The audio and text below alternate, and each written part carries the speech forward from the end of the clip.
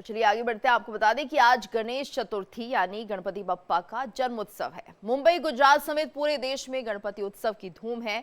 गणपति पंडाल सजे हैं। सिद्धि विनायक मंदिर में भक्तों का सैलाब उमड़ा है।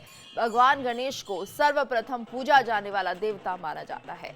भगवान गणेश को बुद्धि, सुख और विवेक का देवता माना जाता है। धार्मिक मान्यताओं के मुताबिक गणेश जी का जन्म भाद्रपद मास के शुक्ल पक्ष की चतुर्थी को हुआ था और गणेश चतुर्थी के दिन भगवान गणेश की मूर्ति स्थापित की जाती है और गणपति बप्पा की विधिवत पूजा भी की जाती है। तो भगवान गणेश की पूजा अर्चना से भक्त के जीवन में सुख संपत्ति आती है और ऐसा माना जाता है कि जिस तरह से भगवान गणेश की पूजा की जाए वो भाव को वैसे ही समझ लेते हैं। और इस वक्त हमारे साथ हिंदू धर्मगुरु आचार्य कृष्ण बिहारी शास्त्री जी भी जुड़ गए हैं। साथ ही साथ हमारे साथ अब से कुछ देर के बाद हिंदू धर्मगुरु आचार्य राकेश चतुर्वेदी जी भी जुड़ेंगे। आपका बहुत बहुत स्वागत है आचार्य जी। और जिस तरह से आचार्य कृष्ण बिहारी जी, सबसे पहले तो हम आपसे ये समझना चाहेंगे, गणेश चतुर्थी है, गणेश भगवान की स्थापना का दिन, और ऐसे में क्या माना जाए, कौन सा शुभ मुहूर्त इसके लिए रहेगा?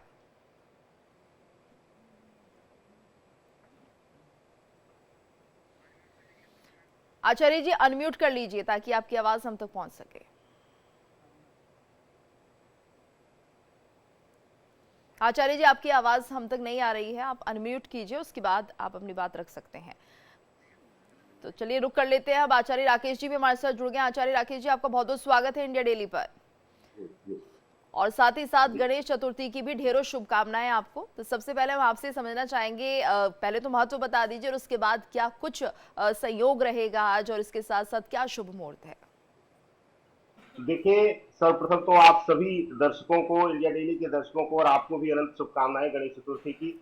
गणेश जी को विघ्नहर्ता कहा जाता है। जी। हमारे जीवन में जितने भी प्रकार के विघ्न हैं, किसी भी प्रकार का विघ्न हो, अगर उसको हरने वाला कोई है, हमारे शास्त्रों में वर्णित है, तो वह श्री गणेश जी को कहा जाता है, गजानन कहा जाता है। और इनके लिए कहा गया है कि ये देवों में भी प्रथम पूज्य है। तो ऐसी अवस्था में यह जो गणेश चतुर्थी है, हम सब के लिए जो है परम पूज्य है। और यह गणेश चतुर्थी हमारे लिए बहुत अनिवार्य हो जाती है, इसलिए कि हमारे जीवन में आज के समय में आप देखेंगे इस धरा पर किसी न किसी प्रकार से हर कोई जो है परेशान है, किसी न किसी विधा से। किसी के पास पैसा है तो वह पारिवारिक सुख से उलझा हुआ है, किसी के पास पारिवारिक सुख है तो पैसे से उलझा हुआ है, या किसी न किसी प्रकार से व्यापार या नौकरी से उलझा हुआ है। तो ऐसी अवस्था में विघ्नहर्ता श्री गणेश के लिए कहा गया है कि सच्चे मन से अगर विशेष रूप से इस गणेश चतुर्थी पर आप अपने घर में लाते हैं।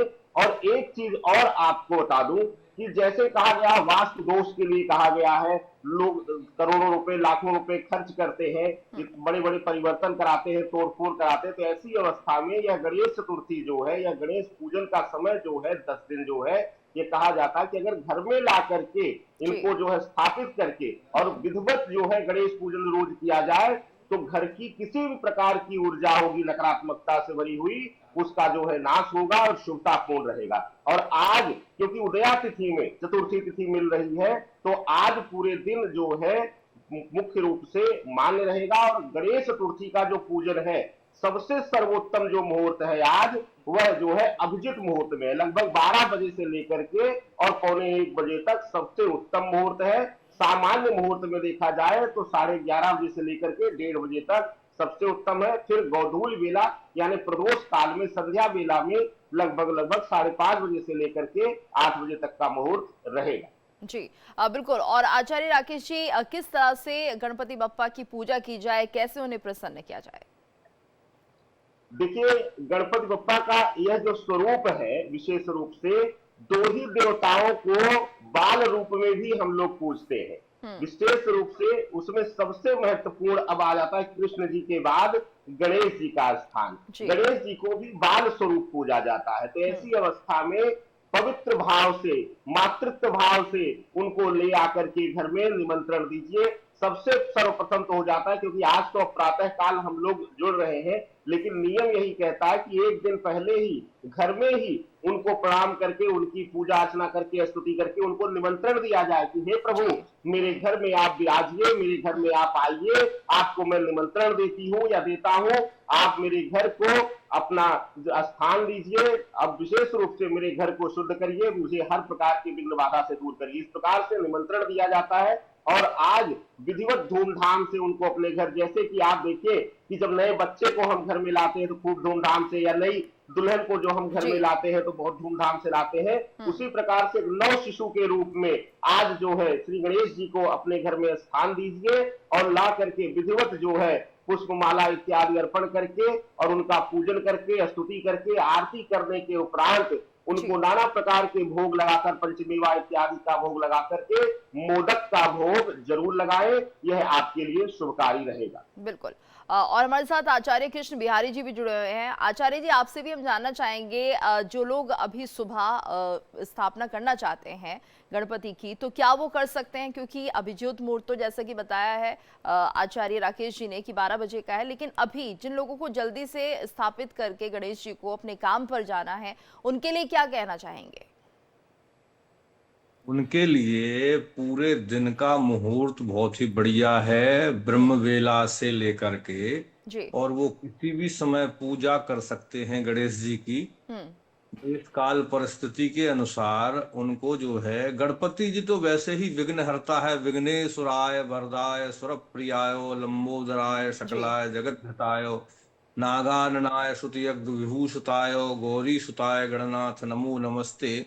ये तो विघ्न विनाशक हैं, इनके लिए कोई मुहूर्त की जरूरत नहीं है। इनका जी। नाम लेकर के जो है हम मुहूर्त शुद्ध कर लेते हैं, मुहूर्त बना लेते हैं। बिल्कुल। वक्रतुंड महाकाय कोटि सूर्य समप्रभा निर्विघ्नं कुरु मे देव सर्व कार्येषु सर्वदा। तो गणेश जी का तो नाम ही मात्र हमारे लिए शुभ मुहूर्त दे देता है। जी। और जब मुहूर्त नहीं बन रहा हो तो आप जो है गणपति अथर्व शीर्ष पढ़ लीजिए, गणेश जी का मंत्र पढ़ लीजिए। हम जब जो है वेद भी पढ़ते हैं ना, तो वेद में पहला मंत्र गणानान्त्वा गणपति गुम्भवा महे प्रियाणान्त्वा प्रियपति गुम्भवा महे निधनान्त्वा निपति गुम्भवा। ये मंत्र जो है हमारे लिए, क्योंकि दैवाधीनम जगत सर्वम मंत्राधीनम च देवता, और ते मंत्रा ब्राह्मणाधीना, जिन ब्राह्मणों ने इन मंत्रों को शुभ मुहूर्त में, जैसे दिवाली है, ग्रहण है, गणपति जी आज की रात्रि बड़ी ही सिद्धिदायक है। ये विघ्न विनाशक तो हैं ही गणेश जी, सिद्धिदायक भी हैं गणेश जी। तो इसलिए आज की रात्रि में हम तो आपसे भी कहेंगे कि आप भी जो है मंत्र जाप करें और अपना एक मंत्रज्ञ बन करके, क्योंकि जो मंत्र अपने अधीन रखता है उसको ही ब्राह्मण कहा गया है। ब्राह्मण जाति से है कलयुग में, इसमें कोई संदेह नहीं है, बीज मात्र से जो है ब्राह्मण है। परंतु यदि वो कर्म से भी और हो जाए तो फिर वो पूज्य हो जाता है। जी बिल्कुल। और आचार्य कृष्ण जी, आचार्य जी ये भी बताइए कि जो लोग अभी स्थापना करना चाह रहे हैं, क्या बाहर से ही उन्हें ये जो गणेश जी हैं उनकी मूर्ति लेकर आनी है, या फिर घर में भी मूर्ति का निर्माण पहले से कर सकते हैं, मिट्टी की मूर्ति जिसे कहा जाता है? क्योंकि कुछ लोग ऐसा भी करते हैं और कई बार ऐसा देखा जाता है जो सुपारी है उनके गणेश स्थापित किए जाते हैं, और कितने दिन के होने चाहिए ये भी जरा बताइए। तो जी इसमें जो है कई जो है विकल्प हैं। आप घर में गोबर के गणेश बना सकते हैं, मिट्टी के गणेश बना सकते हैं, सुपारी के गणेश बना सकते हैं, आटे के गणेश बना सकते हैं। मतलब हमारे यहाँ अष्टधा मूर्ति, अष्टधा का 8 प्रकार की मूर्तियों का तो विशेष वर्णन है। बाकी आप जो है उसमें सैकड़ों प्रकार से मूर्ति का, अरे हमारे यहाँ केवल भावनात्मक मूर्ति का भी वर्णन है। प्रहलाद जी ने तो खंबे से भगवान को प्रकट कर दिया था। यही तो सनातन धर्म की दिव्यता है। सनातन धर्म में जो दिव्यता है वो और कहीं पंथ मजहब में नहीं मिलेगी, क्योंकि सनातन धर्म जो है अनादिकाल से, पृथ्वी के उत्पन्न होने से पहले कोई जो है इसकी तिथि डेट नहीं है।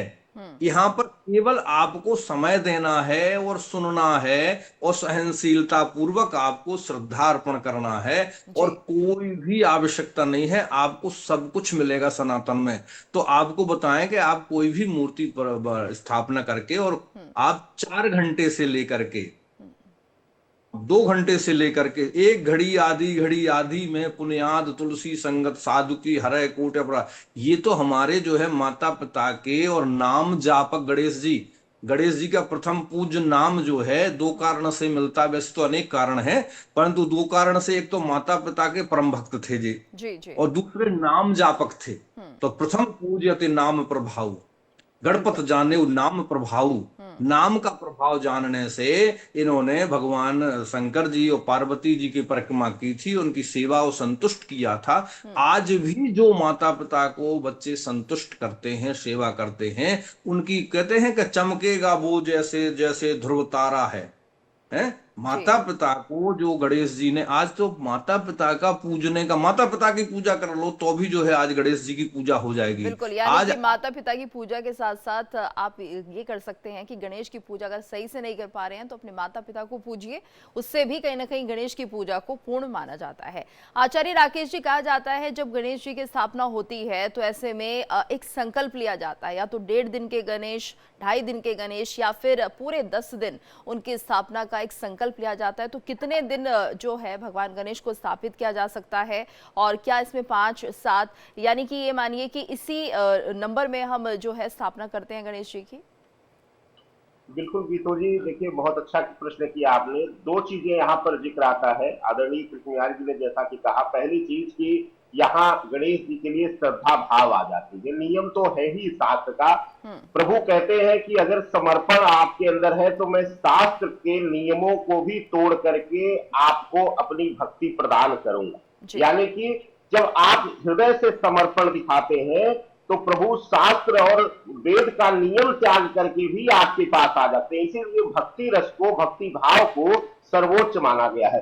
कोई मंत्र ना आ रहा हो, जब भी आप पूजा करती हैं तो लास्ट में बुलवा देता है ना ब्राह्मण की मंत्रहीनम क्रियाहीनम। तो इसका अभिप्राय यही है कि मैं कुछ भी नहीं जानता हूं, मैं कुछ भी नहीं जानती हूं, हाथ जोड़ करके उनसे जो है शरणागत हो जाइए, और जितने भी दिन का आपकी आस्था हो, जितने भी दिन संभव हो सके, प्रभु को अपने घर पे आनंद से रखिए। और लेकिन एक चीज विशेष ध्यान दीजिएगा कि जितने भी दिन रखा जाए, प्रयास यही किया जाए कि उनकी सेवा वैसे ही किया जाए जैसे कि घर पे एक नए मेहमान के आने, क्योंकि वो तो खुद जो है परम पूज्य है और प्रथम पूज्य है। ऐसी अवस्था में वहां पर हमारा समर्पण भाव पूर्ण होना चाहिए। लोग बाजार से लड्डू ला करके चढ़ाते हैं, ये थोड़ा सा त्याग करना चाहिए। प्रयास यही करना चाहिए कि समय निकाल करके आधा घंटा, जैसे हम अपने माता पिता के लिए भोजन बना सकते हैं, वो तो इस सृष्टि के संचालक है, वो तो इस सृष्टि के संरक्षक है। तो ऐसी अवस्था में अगर उनके लिए आधे घंटे शुद्धता के लिए ना निकाला जा सके,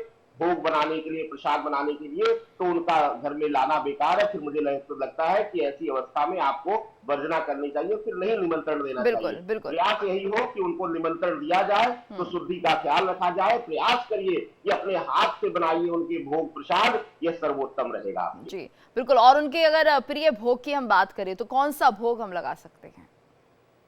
देखिए गणेश जी, यह जो स्वरूप है यह बाल्य अवस्था है। जैसे कृष्ण जी को माखन मिश्री पसंद है, वैसे ही गणेश जी को लड्डू, मोदक इत्यादि पसंद है। तो ऐसी अवस्था में लड्डू का भोग लगाइए, मोदक का भोग लगाइए, उनके लिए सर्वोत्तम है। वैसे तो शास्त्र वर्णित है कि गणेश जी को 56 प्रकार के भोग लगते हैं, क्योंकि कहते हैं कि माँ पार्वती उनके लिए नाना प्रकार के दिन भर जो है भोग स्वयं बनाती रहती थी और वह उनका रसपान करते रहते थे। तो ऐसी अवस्था में जब लाइए आप, तो प्रयास करिए कि सुबह जो भोग लगाइए उसमें थोड़ा सा वेरिएशन ला करके संध्या वेला में कुछ और उनको स्वादिष्ट जो है कुछ परोसने का प्रयास करिए। यह उनको लुभाने का तरीका है, क्योंकि यह बाल स्वरूप भी है। तो ऐसी अवस्था में गणेश जी को लुभाने के लिए नाना प्रकार के व्यंजनों से उनका भोग लगाइए, प्रसाद वही आप ग्रहण करिए। जी बिल्कुल। और आचार्य कृष्ण जी, ये भी कहा जाता है, क्योंकि जैसा कि आचार्य राकेश जी भी बता रहे हैं कि एक मेहमान के रूप में वो आते हैं,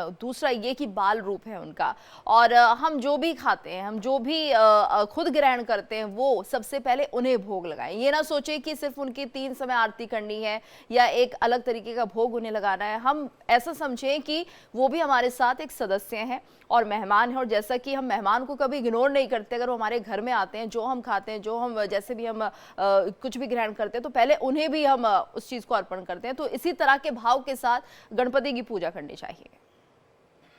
चतुर्थी से चतुर्दशी तक का इनका जो है विशेष रूप से विधान है विराजमान कराने का। हम्म। और आपको बताएं कि एक रामचरितमानस की एक चौपाई है कि तुम ही निवेदित भोजन करहीं, प्रभु प्रसाद पट भूषण धरहीं। वस्त्र से लेकर के प्रसाद भोजन इत्यादि जो भी आप, हाँ, सात्विक होना चाहिए। प्याज लहसुन से छोड़ और तो अभक्ष तो बिल्कुल मतलब ही नहीं है। हम्म। ये चीजों का ध्यान रखोगे तो उनकी कृपा मिलेगी। यदि आपने उल्टा पुल्टा जो है कुछ किया तो फिर लंका जैसे जल गई थी, उलट पलट लंका सब जारी, कूद पड़ा पुन सिंधु मजारी। हाँ, आज के गणेश जी के व्रत में सावधानी भी बरतना है। क्या बरतना है? आज के चंद्रमा को दर्शन नहीं करना है। जी। यदि आज का चंद्रमा आपने देख लिया तो आपको कलंक लगेगा, क्योंकि इस चतुर्थी का नाम कलंक चतुर्दशी भी है। भगवान श्री कृष्ण को भी कलंक लग गया था झूठा मणि का। फिर उन्होंने 2 अध्याय भागवत के 10वें स्कंद में बताए गए हैं। हम्म। वो जब उन्होंने अध्ययन करने के लिए कह दिया कि यदि आपने गलती से चंद्रमा देख लिया हम्म। तो अब माता पिता को प्रणाम करो, उनका आशीर्वाद लो तो कलंक से बचोगे। जी। या फिर 2 अध्याय पढ़ लोगे तो अब कलंक से बचोगे। या गांव में ऐसा भी जो है परंपरा है कि किसी के घर पे जो है आप पत्थर फेंक दीजिएगा, हम्म। वहां से जो गालियां पड़ेंगी उससे आपका कलंक जो है मिट जाएगा। ऐसे भी जो है कुछ दंत कथाएं हैं जी। अपने आप को बचाने के लिए। तो हम्म। इसमें सावधानी की जरूरत। देखो, बिगर विधि के यदि आप कोई भी करोगे कार्य तो उससे जो है हानि भी हो सकती है। जी। हाँ, मंत्रोहीनो स्वरतो वर्णतो वा मिथ्या प्रयुक्तो तमर्थ बाहो सभाग वज्रम यजमानम हिनस्ति यथेंद्र शत्रु स्वरतो प्रार्धात। आप अनुस्वार विसर्ग का यदि आप अंतर नहीं देखोगे और मंत्र जाप करना शुरू कर दोगे पुस्तक से पढ़ करके, तो वो आपको उल्टा फल भी दे सकता है। इसलिए हमारे यहाँ गुरु परंपरा का विधान है, वंदे गुरु परंपराम। हम्म। और गणेश जी ने भी गुरु के साथ में माता पिता को गुरु बना करके और उन्होंने वेद पुराण से लेकर के व्यास जी के साथ में मिल करके अनेक पुराणों की रचना करी है। उसको हमें सुनते रहना चाहिए। समय समय पर हमें अपना 10%, जी। गीतू जी, हम्म। आपको भी मैं बता रहा हूँ, 10% अपना धर्म में दोगे तो आपके परिवार में, आपके और भी व्यवस्था में सब बहुत बढ़िया रहेगी। कहीं आपको कोई ग्रह शांति की जरूरत नहीं है, कहीं आपके लिए कोई भी इधर उधर भटकने की जरूरत नहीं, परेशान होने की जरूरत नहीं। अपने आप परेशानियां आपकी आएंगी, जी। अतिथि की तरह चली जाएंगी। तो बिल्कुल। आप जो है 10% कम से कम, 24 घंटे का 10% आपको बता दें, हम्म। 2 घंटे 24 मिनट 40 मिनट आप लग बना लीजिएगा। और उतना ही आप अपना दशांश समय का, सेवा का, शरीर का, शक्ति का और संपत्ति का 10% यदि आप निकालते रहेंगे तो दिन दूना रात चौगुना आप जो है, आज से जो भी आपके देखने वाले हैं आपके इंडिया डेली के लिए, वो हम्म। भी यदि इस नियम को मान लें तो जीवन में उनको कांटा भी लगने वाला नहीं है। हाँ, दुख आता है सुख देने को, मानो तू क्यों घबराता है। जब सूरज गर्मी करता है तो बादल मेघ बरसाता है। सुख देने, सुख तो देने, दुख हमारा सुख देता है। हम्म। और सुख हमें जब जाता है तो क्या देके जाता है? दुख देके जाता है। परंतु हम किसको चाहते हैं? दुख देने वाले को चाहते हैं। बिल्कुल, यानी आप जरा आचार्य विचार जी करो। ये कह रहे हैं कि अगर दुख नहीं आएगा तो शायद हमें सुख की कीमत भी पता नहीं चल पाएगी और वो कितना अच्छा होता है ये भी एहसास हम नहीं कर पाएंगे। आचार्य राकेश जी में हमारे साथ जुड़े। आचार्य राकेश जी, ये बताइए कि किन गणेश स्तोत्रों से भगवान गणेश को प्रसन्न किया जाता है? गणेश अथर्वशीष को लेकर भी जानकारी दीजिए। बिल्कुल, देखिए, सबसे उत्तम जो है वह विशेष रूप से गणेश चतुर्थी का वर्णन मिलता है शास्त्रों में, और साथ ही साथ विशेष रूप से संकट नाशन गणेश स्रोत जो वर्णन मिलता है उसका भी पाठ आप लोगों को करना चाहिए जी। विशेष रूप से। और इसके अलावा कुछ ना कर सके आप तो सबसे सर्वोत्तम है विशेष रूप से गंग गणपते नमः। यह मंत्र जो है, अगर आपने गुरु दीक्षित है, आप गुरु दीक्षा लिया हुआ है आपने, या शिव को आपने गुरु माना है, तो ओम लगा करके, प्रणव लगा करके के पाठ कर सकते हैं। एक विशेष ध्यान गीतू जी देना रहेगा। आप लोगों ने सुना होगा कि जैसे विशेष रूप से विष्णु भगवान के हर स्वरूप को जो है तुलसी दल बहुत प्रिय है। आपने सुना होगा कि जी। अगर उनको भोग में तुलसी दल ना मिले तो वह भोग पूर्ण नहीं होता है। ऐसे ही अवस्था में शास्त्र वर्णित है कि गणेश जी को जब भी आप भोग लगाएं तो उसके साथ दूर्वा और शहद जरूर बिल्कुल। रहे। और दूर्वा यहाँ पर घास जो है तुलसी वह वर्जित मानी जाती है गणेश जी के लिए भोग में, इसलिए कम से कम तुलसी का भोग लगाने से बचे। धन्यवाद करना चाहेंगे आचार्य कृष्ण जी, आचार्य राकेश जी, आपका इस पूरी जानकारी को साझा करने के लिए धन्यवाद।